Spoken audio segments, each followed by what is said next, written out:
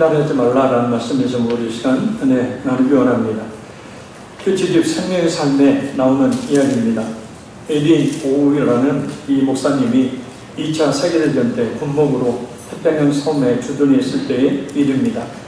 어느 계급 이 대위가 그를 찾아와서 눈감하는 쪽으로 요새 같아서는 목사님의 인기가 아주 대단하겠습니다 라고 그렇게 이야기를 합니다.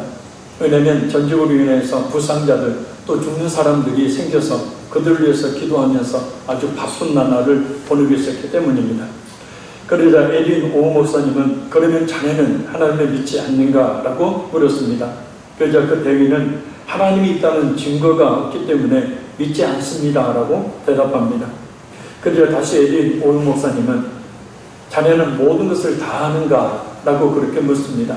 그러자 그 대위는 어떻게 모든 것을 다 할 수 있습니까 라고 대답합니다. 그러자 이어서 그러면 자네가 10%만 안다고 가정을 하면 자네가 모르는 90%의 미지 속에 하나님이 있지 않겠는가 라고 말을 합니다. 그래서 그 대위는 아무 말 없이 그냥 가버렸다고 합니다. 우리가 알고 있는 것이 전부일까요? 우리는 하나님께서 알게 해주신 이상은 모릅니다. 그것을 계시라고 합니다. 계시는 감춰져 있는 것을 열어서 보여주는 것을 뜻합니다. 하나님께서 자연 속에서도 계시를 주셨고 그 계시를 해석할 수 있는 이성을 우리에게 또한 주셨습니다. 로마서 1장 20절의 말씀에 창세로부터 그의 보이지 아니하는 것들 곧 그의 영원하신 능력과 신성이 그가 만드신 모든 만물에 분명히 보여 알려졌나니 그가 핑계하지 못할지니라.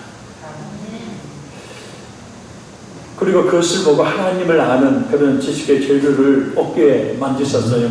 그래서 온 우주 만물에게 신비한 그런 운영의 그런 의미를 보면 하나님이 살아계시다라는 것을 알 수 있다는 겁니다.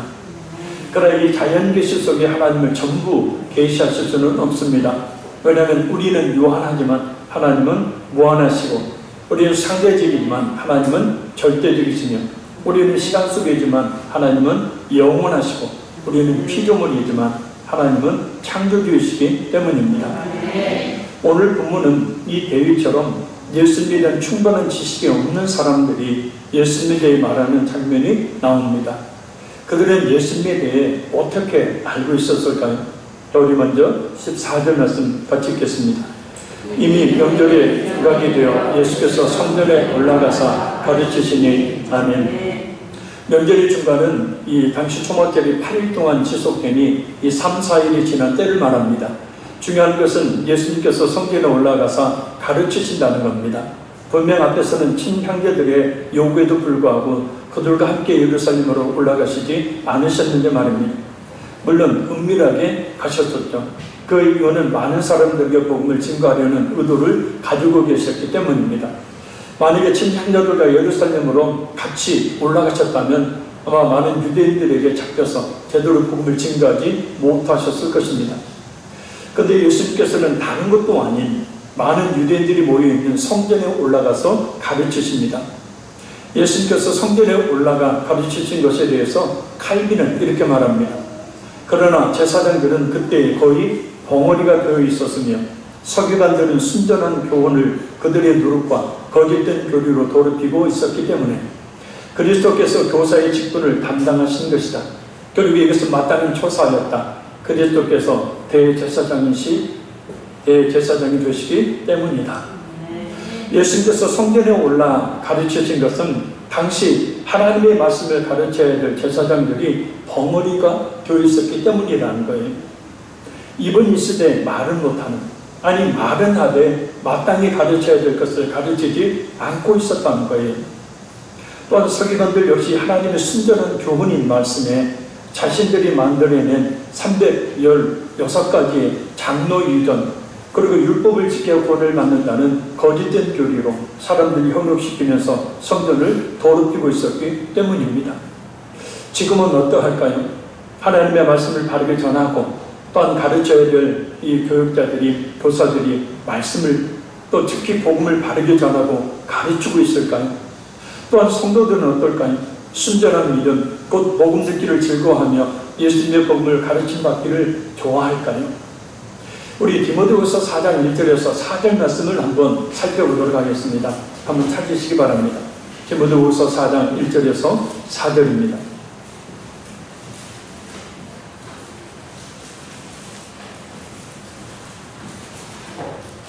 신약성경 디모데후서 4장 1절에서 4절 우리 같이 읽습니다. 하나님 앞과 살아있는 자와 죽은 자를 심판하실 그리스도 예수 앞에서 그가 나타나실 것과 그의 나라를 두고 엄히 명하노니 너는 말씀을 전파하라. 때를 얻든지 못 얻든지 항상 힘쓰라. 범사에 오래 참음과 가르침으로 경책하며 경계하며 권하라. 때가 이르느니 사람이 다른 교훈을 받지 아니하며 귀가 가려워서 자기의 사욕을 따를 스승을 많이 두고 또 그 길을 진리에서 돌이켜 허탄한 이야기를 따르리라. 아멘. 거기 펴두시길 바랍니다.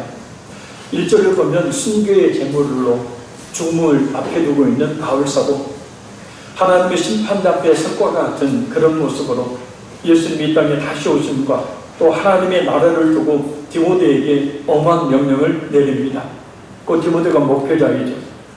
복음을 전하기 쉬운 상태이든 그 때를 얻든지 못 얻든지 복음을 전하기 쉬운 상태이든 복음을 전하기 어려운 상태이든 복음을 증거하라. 말씀을 전하라고 명령합니다. 그럼 어떻게 전하라고 합니까? 첫째는 오래 참음으로 전하라고 합니다. 복음을 잘 받아들이지 않더라도 인내하며 계속해서 복음을 증거하라라는 뜻입니다. 예수를 믿을 때까지 전도하라는 말입니다. 왜냐하면 한 사람이 예수를 온전히 믿는 것은 해산의 고통, 많은 시간이 걸리기 때문입니다. 물론 단번에 예수를 믿는 경우도 있지만 대부분은 참 오랜 시간이 소요가 되기 때문에 끝까지 예수 믿을 그때까지 오래 참음으로 끝까지 복음을 증거하라라는 뜻입니다. 둘째는 가르침과 경책으로 하라라고 말합니다. 이것은 바른 가르침을 전하는 것, 또 오류를 바로 잡아주는 것을 의미합니다. 교회에 나와 있고 또 신앙생활을 한다고 안심하지 말고 그들에게 진리의 복음을 전하는 일을 게을리하지 말라는 명령입니다. 그들이 잘못된 신앙생활을 하고 있을 때 그 바른 이 신앙생활을 할 수 있도록 그들의 오류를 바로 잡아주는 그런 말씀을 전하라는 겁니다. 특히 이 정책에 대한 말의 의미는 죄인이 회개할 수 있도록 죄를 뼈저리게 그의 양심에 자각시키는 것을 의미합니다. 그러니까 죄인임을 아주 뼈저리게 그의 마음에 자각하도록 가르치라는 뜻이에요. 왜냐하면 우리가 예수님을 믿을 때 가장 첫 번째 단계는 우리 자신이 죄인임을 깨달을 때에 바로 시작되기 때문입니다. 그 죄인임을 깨닫지 못하게 되어지면 사실상 아무리 오랜 신앙생활을 해도 예수를 믿는다 볼 수가 없기 때문입니다. 첫째는 경계와 권고로 하라라고 말합니다. 이 죄를 책망하되 엄히 꾸짖는 것을 말합니다. 그렇게 해야 회개하고 예수님의 십자가 앞으로 나오게 되기 때문입니다. 그런 심정을 가지고 책망하여 엄히 꾸짖는다면 주님께로 돌아올 것입니다. 왜냐하면 권하라라는 말씀의 의미가 죄인을 책망하되 위로하며 살아라는 뜻이기 때문입니다. 여러분 말씀을 듣다가 꼭 내 이야기하는 것 같고 나를 심히 꾸짖고 책망하는 것 같을 때 어떤 생각이 드십니까? 확 자기를 박차고 나가버릴까? 듣기 싫어 하고 귀를 막히는 않습니까? 그런데 원래 죄인인 우리에게 있어서 하나님의 말씀은 그 말씀이 우리에게 역사하실 수 있는 첫 번째 단계는 그렇게 강한 책망, 꾸지람, 질책이 있게 되어 있습니다. 그런 찔림이 없으면 우리는 결코 하나님의 말씀으로 변화되어지는 그런 은혜를 입을 수가 없기 때문입니다. 그럼 언제 그렇게 하라고 말씀합니까? 때가 이르느니 그때는 앞장에 있는 디모데후서 3장 1절에 말씀하고 있는 말세에 고통하는 때를 말합니다. 자, 이때는 사람들이 자기만을 사랑합니다. 돈을 사랑합니다. 자기를 자랑합니다. 교만합니다. 비방합니다. 부모를 거역합니다. 감사하지 않습니다. 거룩하지 않습니다. 정이 없습니다. 원탕함은 풀리하지 않습니다. 모함합니다. 절제하지 못합니다. 사납습니다. 선한 것을 좋아하지 않습니다. 배신합니다. 조급합니다.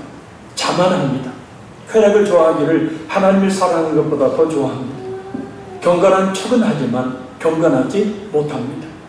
바로 이러한 때인 지금 복음을 증거해야 됨을 말씀하고 있습니다. 근데 문제는 사람들이 바른 교훈을 받지 않는다는 거예요.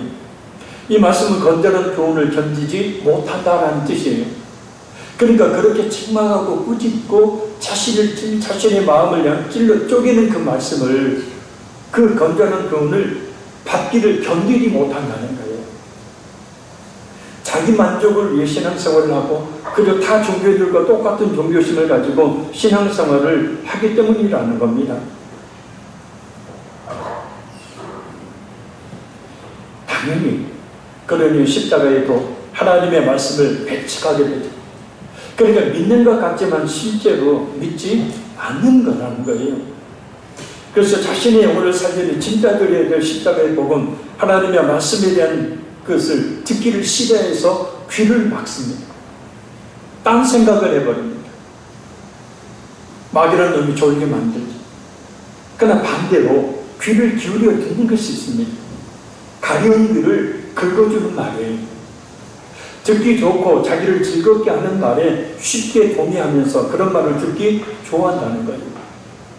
죄인의 병든 자신의 영혼을 깊이 뚫고 들어와 찔러 쪼개는 말씀보다는 세상에서 어떻게 하면 성공하고, 어떻게 하면 복받고, 어떻게 하면 건강하고, 어떻게 하면 마음의 안정을 찾고, 어떻게 하면 자녀들이 잘 될 것인가 등의 말에만 귀를 기울이게 된다는 거예요. 그래서 자신의 그런 요구를 만족시켜줄 설교자를 찾는 거예요. 그것이 바로 자기 사역을 따를 스승을 많이 두고라는 말씀의 의미입니다. 이 말은 자신들의 육체를 즐겁게 하는 그 거짓말을 좋은 노래를 듣는 것처럼 듣기 좋아한다는 뜻이에요. 일시적으로 거짓 선지자들이 가려운 것을 긁어주니 만족하는 겁니다. 늘 평안할 것이라, 늘 하나님께서 축복해 주실 것이라고 그렇게 말을 해주니 정말 좋은 겁니다. 자신의 죄인됨을 깨닫게 하는 말씀을 드려야 할 텐데 그런 말씀을 듣기를 싫어하고 그런 말만 듣기를 좋아한다는 거예요. 예레미야 23장 16절 17절 말씀을 뿌리는 마음에 새게 합니다. 만군의 여호와께서 이와 같이 말씀하시되 너희에게 예언하는 선지자들의 말을 듣지 말라. 그들은 너희에게 헛된 것을 가르치나니 그러니 그들이 말하는 묵시는 자기 마음으로 말미암는 것이요 여호와 입에서 나오는 것이 아니니라. 항상 그들이 나를 멸시하는 자에게 이르기를 너희가 평안하리라 여호와의 말씀이니라 하며 또 자기 마음이 완악한 대로 행하는 모든 사람에게 이르기를 재앙이 너희에게 임하지 아니하리라 하였느니라. 그러니까 예언하는 선지자들의 말을 듣지 마라. 그것은 헛된 가르침이고 그것은 자기 생각, 자기 마음에서 나오는 것이고 하나님이 주신 것이 아니라는 거예요. 자, 어떤 예언하는 자가, 말씀을 전하는 자가 바로 자기에게 나오는 말을 전하는 것과 하나님의 입에서 곧 하나님이 주신 말씀을 전하는 것을 분별할 수 있는 것이 있습니다. 나를 멸시하는 자에게 이르기를 너희가 평안하리라 여호와의 말씀입니다. 자, 하나님을 멸시해요. 그런 행동을 서슴지 않고 살아요. 그러면 그런 사람들에게 어떤 말씀을 증거해야 됩니까? 평안하리라 해야 됩니까? 아니잖아요.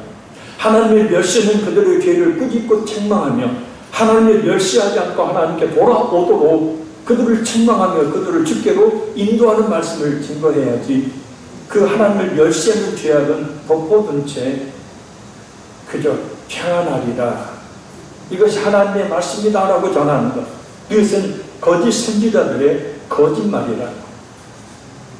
또한 자기 마음이 완악한 대로 행하는 사람에게 이르기를 재앙이 너희에게 임하지 아니하리라. 자, 마음이 완악해요. 고집 세요. 싸나워요. 성질, 세상말로 더러워요. 아주 옹고집이에요. 자, 이런 사람에게 그와 같은 죄악은 덮어둔 채 재앙이 너희에게 임하지 아니하리라. 분명히 그렇게 완악한 대로 살면 하나님이 진노하셔서 하나님의 재앙이 그들에게 임할 것인데, 그러면 너희들이 계속해서 그런 강팍하고 사납고 완악한 상태로 하나님의 말씀을 거부하고 하나님의 말씀을 부인하고 죄악을 저지르며 살면 하나님이 너희에게 재앙을 내리실 것이다 라고 이야기해야 되는데, 그것은 쏙 감춰둔 채 절대 재앙이 너희에게 임하지 않아. 자, 이렇게 근본적으로 그 죄를 꾸리고 그 죄를 들춰내는 것이 아니라, 죄를 책망하는 것이 아니라 죄를 덮어놓고 다른 평안과 재앙이 없다라는 그런 축복을 전하게 되어질 때, 그 거짓 선지자, 그 선지자는 거짓 선지자, 거짓말하는 거예요. 왜요? 그런 말 해야 교회로 치면 사람이 많이 모이니까요.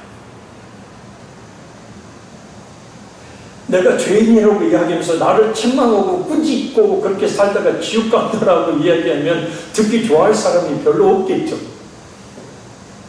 그래서 그런 설교 듣기 싫으니까 그런 설교 하지 않고 내가 듣고 싶은 설교를 해주는 그런 교회로 가고, 그런 사람들이 모이기 때문에 다행히 그런 수요가 있기 때문에 공급을 어떻게 하냐면 그런 듣기 좋은 말을, 그런 설교를 하게 된다는 거예요.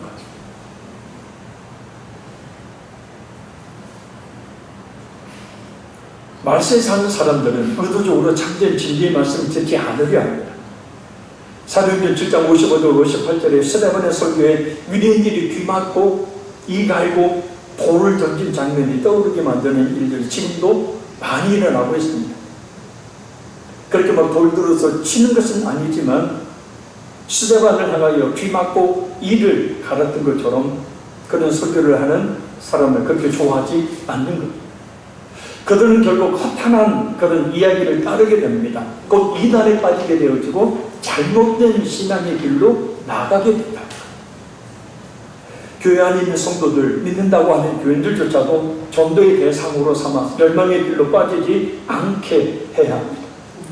설사 교인들이 바른 교훈의 말씀을 듣기 싫어하고 자기가 듣고 싶어하는 말씀만 들으려 하며 그런 말을 해주는 설교자를 따르며 허탄한 이야기를 따라가더라도 우리는 결코 그렇게 하지 말아야 합니다. 이 디모데후서 4장 1절에서 4절의 말씀은 오늘 본문의 상황, 예수님께서 성전에 올라 가르칠 수밖에 없는 당시의 대제사장과 서기관들이 벙어리가 되어서 마땅히 전해야 될 하나님의 말씀을 전하지 않고 평안할 것이다, 재앙이 없을 것이다 라는 잘못된 말씀을 전하는 상황과 일맥상통한, 당시 유대의 지도자들과 유대인들의 모습은 오늘 어설픈 설교자들과 기독교인들의 모습과 같습니다. 우리 화평의 교회는 하나님의 말씀만을 바르게 전하고 하나님의 말씀만을 바로 듣는 그런 성도들이 모인 그런 공동체가 될 수 있기를 더욱더 간절히 소원합니다. 그런 생각이 종종 들어요. 만약에 하나님의 말씀만 전하지 않고 복음만 증거하지 않고 또 그 하나님의 말씀만을 듣지 않고 가려운 길을 긁어줄 설교를 하고 가려운 길을 긁어줄 그런 설교만 듣는다면 우리가 어떻게 될 것인가? 물론 100% 구원받지 못하겠죠. 왜요? 애초에 그런 교훈의 책망에 꾸짖는 그런 말씀들이 애초에 들어본 적이 없기 때문에, 자신의 죄인임을 자각하지 못하기 때문에 예수님 앞에 온전히 나가지 못하기 때문입니다. 자, 우리 14절, 오늘 본문 14절과 15절 말씀 같이 한번 읽겠습니다. 유대인들이 놀랍게 여겨이르되 이 사람은 배우지 아니하였거늘 어떻게 그를 아느냐 하니 예수께서 대답하여 이르시되 내 교훈은 내 것이 아니요 나를 보내신 이의 것이니라. 아멘. 유대인들은 예수님의 그 가르침을 듣고 아주 놀랍니다. 왜냐하면 랍비 교육을 전혀 받은 적이 없음에도 불구하고 예수님의 그 학식과 그 지혜가 참으로 놀라웠기 때문입니다. 일개 목수였던 예수님의 가르침은 유대인들을 당혹하게 만들기에 충분했습니다. 그래서 유대인들이 놀라서 이 사람은 배우지 아니하였거늘 어떻게 그를 아느냐라고 말합니다. 그러자 그 말을 들으신 예수님은 내 교훈은 내 것이 아니요 나를 보내신 이의 것이니라. 곧 예수님이 전하고 계시는 그 말씀, 그 교훈은 어떤 랍비에게서 나온 것도 아니고 예수님 자신에게 나온 것도 아니고 예수님을 보내신 하나님의 교훈, 하나님의 말씀이라는 거예요. 그러니까 예수님이 전한 그 교훈은 오직 하나님의 말씀만을 전하고 있음을 이야기합니다. 설교자나 말씀을 가르치는 교사, 사역자는 그 입에서 나오는 모든 가르침의 근거가 성경이 되도록 해야 합니다. 자신이 말하고 싶은 것이나 또 청중들이 듣고 싶은 것을 말하는 것이 아닌 오직 하나님의 말씀만을 전해야 합니다. 예수님조차도 자신이 가르치는 그 교훈이 자신에게서 비롯된 것이 아니고 하나님께로부터 비롯된 것이라고 말씀하셨다는 사실을 우리가 보면 설교자가 또 말씀을 가르치는 자가 오직 복음만을, 오직 성경 말씀만을 바르게 가르쳐야 된다는 사실을 알 수 있습니다. 왜요? 그래야 구원을 얻는 참된 믿음을 얻을 수 있고, 그런 말씀을 들어야 진짜 예수님이 원하시는 예수님의 제자로 살아갈 수가 있고, 그런 말씀을 들어야 하나님의 사람으로 온전하게 되어지며 하나님의 진정한 은혜와 복을 받는 그런 삶을 살 수가 있기 때문입니다. 그래서 예수님이 뭐라고 말씀하십니까? 우리 17절, 18절 들은 말씀 같이 읽습니다. 사람이 하나님의 뜻을 행하려 하면 이 교훈이 하나님께로부터 나왔는지 내가 스스로 말함인지 알리라. 스스로 말하는 자는 자기 영광만 구하되 보내신 이의 영광을 구하는 자는 참되니 그 속에 우리가 없느니라. 아멘. 이 17절 말씀은 누구든지 하나님의 뜻을 행하려는 마음이 있으면 예수님께서 말씀하신 모든 교훈이 하나님께로서 나온 것인지 아니면 예수님께서 복반적으로 하신 말씀인지 분명히 깨달아 알 수 있다는 말씀입니다. 왜요? 예수님은 하나님의 말씀만을 전하시기 때문입니다. 그리고 18절은 모세의 율법에 정통하여 율법을 가르치고 해석하는 자들인 율법사들을 염두에 낸 말씀입니다. 이 율법사들은 율법을 해석하고 그 율법을 유대인들에게 전했던 사람들이에요. 그런데 그런 일을 하면서, 그 사역을 하면서 하나님께 영광을 돌리는 사역보다는 자신들의 배를 채우는 데만 혈안이 되어 있음을 지적하는 말씀입니다. 그래서 참된 믿음을 가진 성도라면 말이에요, 말씀을 들어보면 그 말씀이 사람의 말인지 아니면 성경 말씀인지를 분별할 수 있게 된다는 거예요. 그리고 참된 교육자와 교사는 말씀을 전하고 가르칠 때에 자신의 밥벌이 수단 또한 자신의 이름을 내기 위해 하지 않아야 됨을 말합니다. 인기를 얻기 위해서 설교 잘한다, 성경 잘 가르친다, 많은 사람들이 환호한다. 그래서 많은 사람들에게 그 인기로 인하여서 자신의 이름을 세우고자 하는 그런 사람이 되어서는 안 된다는 거예요. 오직 하나님의 말씀을 듣는 회중의 영혼이 구원을 받기 원하는 그 간절한 마음을 가지고 말씀을 통해 하나님을 만나기를 원하는 간절한 마음을 가지고 말씀을 전하고 가르쳐야 한다. 또 듣는 성도들 역시 마찬가지입니다. 그 말씀을 통하여 자신의 영혼이 구원을 이루기를 원하는 마음으로, 그 말씀을 통하여 하나님을 만나기를 원하는 그런 마음으로 말씀을 들어야 된다는 사실을 말합니다. 그렇게 하지 않는 교육자, 교사는 자기 영광만 구하는 자다라고 예수님이 말씀하셔요. 예수님께서 직접 말씀하신 마태복음 7장 22절, 23절 말씀처럼 많은 사람들이 선지자 노릇하고 있습니다. 지금도. 선지자는 하나님의 말씀을 전하고 가르쳤던 자들이기 때문에 지금도 많은 설교자들이 있어요. 많은 교사들이 있습니다. 그런데 예수님께서는 내가 너희를 도무지 알지 못하니 불법을 하는 자들아 내게서 떠나가라 라고 말씀하시면서 그들을 버리십니다. 그들이 하나님의 뜻대로 하지 않았다는 거예요. 하나님의 뜻대로 말씀을 전하지 않았다는 거예요. 열심히 주의 이름으로 사역을 감당했는데 교육자가 되는 일은, 교사가 되는 일은 정말 영광스러운 일이자 또한 아주 무서운 일입니다. 그러나 한 영혼을 가슴에 품고 그 영혼을 살리기 위해 오직 하나님의 말씀을 전한다면 무서운 일이 아닌 영광스러운 일이며 우리 주인이 되신 예수님께 큰 칭찬과 상을 받을 일입니다. 물론 하나님의 말씀만을 전하면 사람들이 잘 알아주지는 않지만 말입니다. 자, 우리 19절 20절 읽겠습니다. 모세가 너희에게 율법을 주지 아니하였느냐? 너희 중에 율법을 지키는 자가 없도다. 너희가 어찌하여 나를 죽이려 하느냐? 우리가 대답하되 당신이 귀신이 들렸도다. 누가 당신을 죽이려 하나이까? 하면 당시 유대교 지도자들은 모세와 자신들을 연관을 시켜서 모세의 중재를 통해 자신들이 율법을 받았다는 사실에 큰 이 긍지를 가지고 있었습니다. 그런데 정작 하나님의 말씀이 그 율법을 자신들은 잘 지키지를 않았어요.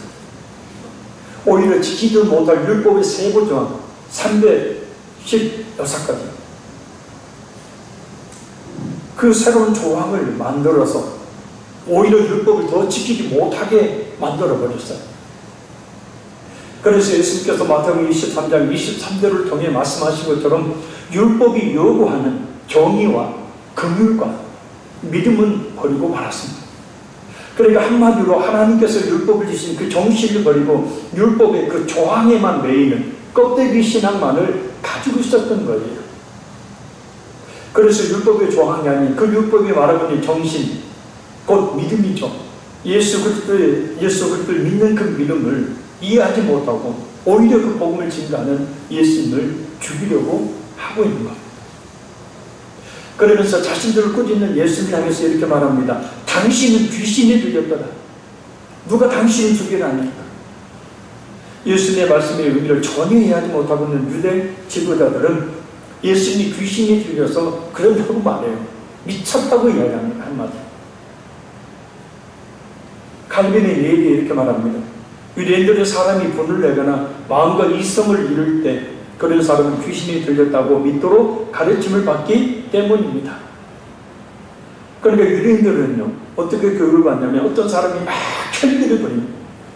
또 어떤 사람이 마음과 이성을 잃어버린 말과 행동을 하게 되면 그 사람은 귀신이 들렸다라고 그렇게 믿도록 만들었다는 거예요. 그러니 그런 생각으로 예수님을 바라보니 예수님을 판단하니 예수님은 귀신이 들린 미친 사람입니다. 어떻게 보면 아니 사실은 귀신이 들린 쪽은 예수님이 아니라 자신들일 텐데 말입니다.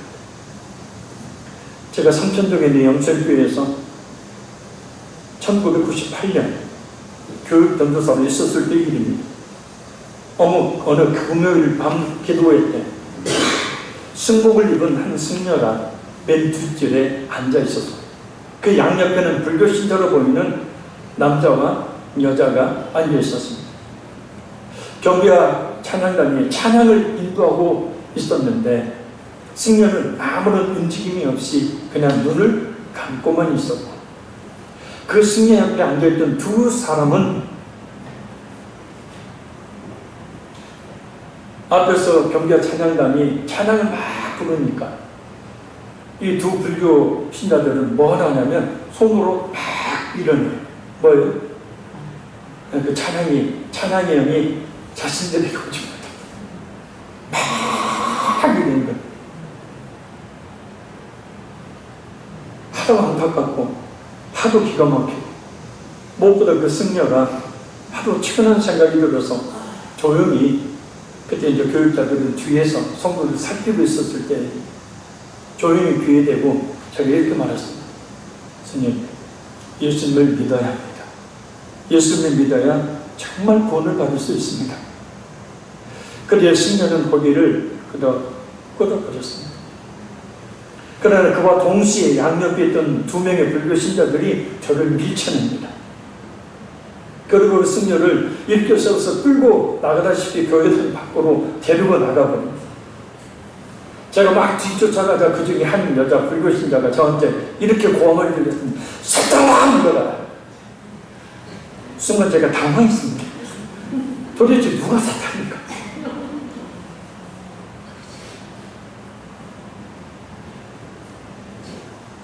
도망치며 떠나는 그들 향해서 꼭 예수 믿고 구원 받으십시오라고 큰 소리로 외쳤던 그 소리가 지금도 제 귀에서 떠나지 않고 있습니다. 알고 보니 그 승려의 어머니가 영성교회 권사님이었고 권사님이 날마다 눈물로 기도하던 중에 한 번이라도 좋으니 교회에 나오는 것이 이 엄마의 소원이라는 말에 효도하는 셈 치고 금요교회에 나왔던 것입니다. 그런데 그 막이라는 놈들 그걸 방해해. 제 생각에는 분명히 예수님께로 돌아왔으리라 믿어봅니다. 그 어머니가 얼마나 간절히 기도했겠습니까? 눈물의 기도는 그 영혼을 살리는 놀라운 능력이 되었죠. 우리 21절, 23절 읽겠습니다. 예수께서 대답하여 이르시되 내가 한 가지 일을 행하매 너희가 다 이로 말미암아 이 상이 여기는도다. 모세가 너희에게 할례를 행했으니 그러나 할례는 모세에게서 난 것이 아니요 조상들에게서 난 것이라. 그러므로 너희가 안식일에도 사람에게 할례를 행하느니 모세 율법을 범하지 아니하려고 사람이 안식일에도 할례를 받는 일이 내가 안식일에 사람의 전신을 건전하게 한 것으로 너희가 내게 노여워하느냐. 아니. 성경을 읽다가 가로로 표시된 구절이 나올 겁니다. 이 가로로 표시된 것은 많은 사본에는 나오나 어떤 사본에는 나오지 않기 때문에 가로를 채우는 겁니다. 성경은 원본이 없습니다. 그 원본을, 하나님의 말씀을, 원본을 이 서기관들이, 율법사들이 일일이 베꼈어요. 마태복음을 다 베꼈는데 거기에서 3장 이상이 차이가 나면 그 마태복음을 폐기를 하거나 아니면 그 항아리에 거룩한 하나님의 말씀이니까 또 폐기를 못하고 항아리에 담아서 굴 속에 보관을 했습니다. 우리가 가지고 있는 이 성경은 바로 그 사본들을 모아서 바로 만든 책입니다. 그래서 가로가 있는 부분은 어떤 사본에는 있는데 많은 사본에는 어떤 사본에는 없는데 많은 사본들에게는 있는 그런 성경을 말합니다. 자, 예수님은 한 가지 일, 곧 베데스다 인문에서 38년 된 병자를 고친 사건을 언급합니다. 왜냐하면 율법을 외치는 유대인들의 율법에 따르면 안식일에는 어떤 일도 할 수 없었는데 예수님께서 바로 안식일날 그 38년 된 병자를 고쳐주셨기 때문입니다. 그런데 예수님은 전혀 엉뚱하게 할례에 대해서 먼저 말씀합니다. 이 할례는 하나님과 이스라엘 백성 사이의 언약의 징표, 또 이방인과의 구별되는 징표, 또 죄로부터의 정결함을 뜻하는 의식이었습니다. 그래서 나은 지 8일 만에 할례를 행했죠. 그런데 이 할례가 안식일에 행해질 때도 있었는데 그것은 할례를 율법보다도 더 귀중히 여겨 용납되었기 때문입니다. 예수님께서 할례에 대해서 말씀하신 이유입니다. 그리고 예수님께서 궁극적으로 말씀하시고자 하는 것은 이러한 의식적인 행위보다 한 사람의 영혼과 육신을 치료해서 회복하는 것이 중요한 것을 말씀하기 위해서입니다. 그들에게 중요한 것은 안식일 자체를 지키는 것이지 한 사람의 육체와 영혼이 고침받는 것에 있지 않았기 때문입니다. 안식일이 왜 있느냐? 안식일의 주인은 사람이죠. 안식일의 주인은 하나님이시지만 그 안식일은 사람을 위해서 있는 것이라. 뭐가 중요할까요? 안식일의 그 율법의 조항을 지키는 것이 중요할까요? 그 안식일에 죽어가는 한 영혼을 살리는 것이 중요할까요? 뭐가 중요한디? 뭐가 중요하냐고? 영화 곡성에 나오는 이야기죠. 뭐가 중요합니까? 우리에게 있어서 뭐가 중요합니까? 예수님의 진실되게 알고 믿는 것이 중요합니까? 아니면 그 예수님을 말미암아 뭔가를 얻고 받는 것이 중요한 것입니까? 진정 중요한 것은 하나님을 이 세상에 끌어내리라 하지 말고 우리의 구원자여 우리의 영혼은 하나님이신 하나님 그 존재 자체를 인정하며 그 하나님 앞에 무릎 꿇고 진실한 신앙을 고백하는 것입니다. 이게 진정 우리에게 있어야 될 것이고 그렇게 하는 성도에게 진정한 하나님의 은혜와 복을 내려 주시는 겁니다. 뭐가 중요합니까? 영원히 사는 게 중요합니까? 율법의 조항을 지키는 게 중요합니다. 저기 마지막 24절 읽겠습니다.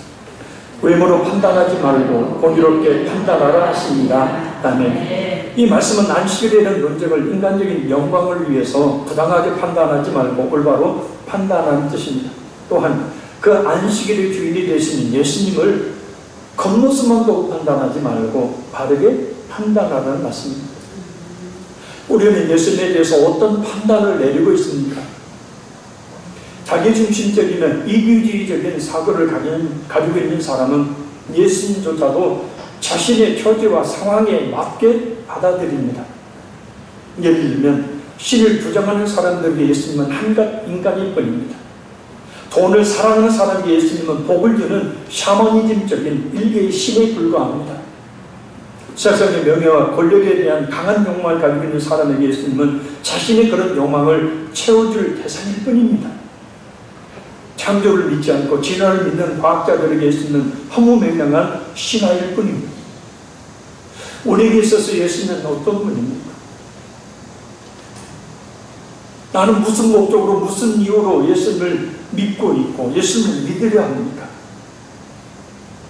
많은 사람들이 순수하게 예수님을 바라보지 못하고 자신의 입장에서 예수님을 해석하고 예수님은 자신의 어떤 만족을 채워줄 대상으로만 여깁니다. 그래서 그 만족을 채워주지 않으시면 열심히 기도했는데도 그 기도를 듣지 아니하시면 기도 쉬어버리고 교회 떠나버리고 믿음도 쉬어버리고 신앙생 안 해버립니다. 이건 참된 믿음이라 볼 수가 없는 겁니다. 성경 말씀을 들으면서도 자신에게 유리한 것만 받아들입니다. 축복에 관한 것만 받아들이고 책망과 꾸지람에 대한 말씀들은 전혀 받아들이지 않습니다. 우리에게서 예수님은 정말 어떤 분인가요? 전 세계적으로 코로나로 인한 환란뿐만 아니라 어떤 나라에서는 극한 가뭄으로 미국에 또 어떤 나라는 대홍수로 수많은 사람들이 죽어가고 도대체 이제는 이 자연 기상이 어떻게 할 수 없는 그런 상황 속에 더군다나 코로나19라는 그 환란이 더욱더 이제는 확산자가 더욱더 퍼지고 있는 상태예요. 정말 그걸 절실하게 느낍니다. 지금이 어느 때인가? 지금이 무엇을 위해서 우리가 살아야 될 때인가를 절실하게 느낍니다. 수많은 사람들이 죽어가고 수많은 사람들이 환난 가운데 신음하고 수많은 사람들이 고통 가운데 살고 있는 지금 이 시대에 우리도 그 일부분인데 하나님께서는 이런 환난들을 통해서 우리에게 뭘 요구하시는 것인가? 한 가지죠. 예수님을 바로 알고 믿으라는 겁니다. 할렐루야. 말씀했습니다. 내가 알고 있는 예수님은 과연 어떤 분인가요? 자기중심적이고 이기주의적인 사고를 가지고 있는 사람은 예수님조차도 자신의 처지와 상황에 맞게 받아들입니다. 신을 부정하는 사람에게 예수님은 한갓 인간일 뿐입니다. 돈을 사랑하는 사람에게 예수님은 복을 주는 샤머니즘적인 일개의 신이 불과할 뿐입니다.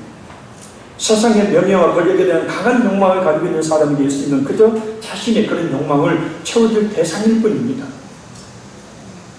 예수님은 우리 어떤 욕망과 우리 어떤 바라고 원하는 것을 채워주실 뿐이 아니라 예수님은 바로 나의 모든 죄에서 구원해 주실 구원자이시며 영원하신 하나님이시다. 중요한 것은 우리가 내리고 있는 판단에 따라 그 판단에 대한 대가를 받게 된다는 겁니다. 예수님에 대한 바른 판단은 영생을, 바르지 못한 왜곡된 판단은 영원한 멸망이라는 대가를 받게 된다는 거예요. 저도 여러분도 지금 이 시대를 바르게 분별하고 하나님의 말씀을 바르게 분별해서 바르게 믿는 참된 성도가 될 줄로 믿습니다. 따라서 성경 말씀을 우리 자신이 주시는 하나님의 말씀으로 겸손히 받아야 합니다. 무엇보다도 나를 책망하고 나를 꾸짖고 나의 마음을 뚫고 돌아오는 예리한 칼날처럼 나를 책망할 때 그것은 곧 나를 살리기 위한 하나님의 말씀 또한 수습을 기억하고 그 수술을 거부하지 말고 잘 받아서 영원히 구원을 받는 소생하는 놀라운 역사가 일어나기를 간절히 소원합니다. 그리고 한 번쯤은 너 예수에게 참 미친 사람이다라는 말을 들을 수 있는 그런 신앙생활을 해야 될 줄로 믿습니다. 우리는 바르게 믿으면 됩니다. 그럼 그 이후에 하나님의 놀라운 은혜와 축복을 자연스럽게 따르게 되어집니다. 우리 이제는 우리 찬양을 부르시고 난 뒤에 우리 간절히 기도하기 원합니다. 하나님 앞에 우리의 바른 신앙을 고백할 수 있는 그런 믿음을 주시고 하나님의 그 말씀이 우리 심령 속에 새기는 역사가 있을 수 있도록 하나님께서 우리를 용서하시고 우리의 죄를 사하신 자유 삼아주신 그 은혜가 우리 심령 가운데 있게 해주시라고 간절히 바라는 마음으로 자라.